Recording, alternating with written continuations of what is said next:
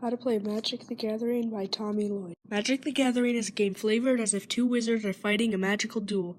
Each player uses cards to cast spells and summon creatures to defeat the opponent by getting their life total from 20 down to 0. In Magic, there are 7 types of cards. This video will focus on the most common, creatures and lands. There are 5 main lands, 1 for each color. Lands are used to pay for your other cards but can only be used once per turn. Like all cards, creatures have a name, a cost, and art. Creatures also have a power and toughness. A creature's power is how much damage it deals. A creature's toughness is how much damage it can take before it dies. This resets every turn. The purpose of most creatures is to attack the opponent and defend your life total. Some creatures have special abilities that make them useful in other ways. The best way to learn Magic is to play a game, so let's play. Players bring their own deck of cards. In Magic, your deck is called your library. Each player shuffles their library and then draws 7 cards. The first card we will play is a mountain, which is the red land. Tapping our mountain lets us play a card. Tapping means turn the card 90 degrees. Goblin Motivator needs 1 red source tap to be played. There's nothing else to do, so we pass the turn. They draw a card to start their first turn. The first card they play is a forest, which is the green land. They tap their forest to cast or play the card, which is Llanowar Elves. Llanowar Elves is a creature mostly used for its special ability. It is able to tap to act like a forest.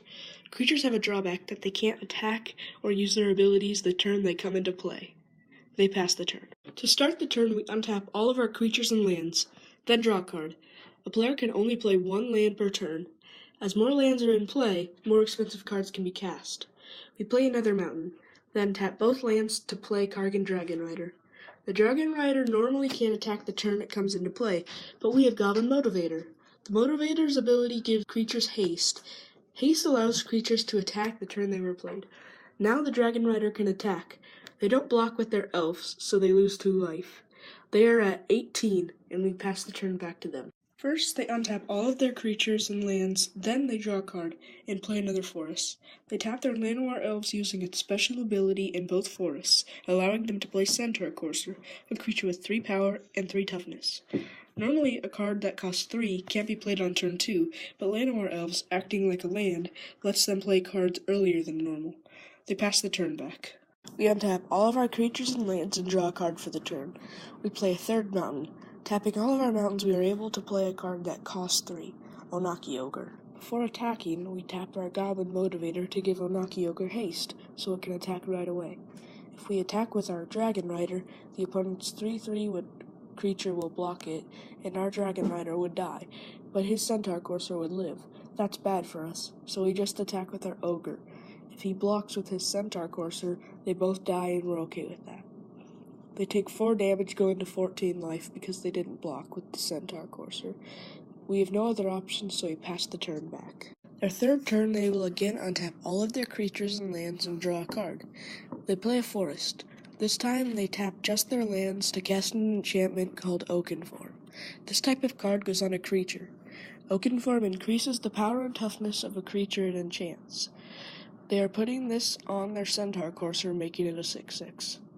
They attack with their Centaur Courser. We could block with our Dragon Rider, but our creature would die and theirs would live.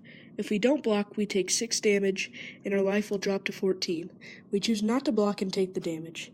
Players have the opportunity to play cards after attacking. They tap Llanowar Elves to play Wallivines. The game continues with both players playing lands, attacking, blocking, and casting spells. The first player to 0 or less life loses. The game only had cards that were red and green, but there are 5 colors in Magic.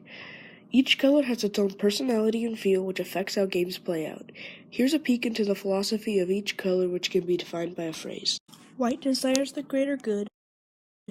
Blue prioritizes knowledge and nurture over nature.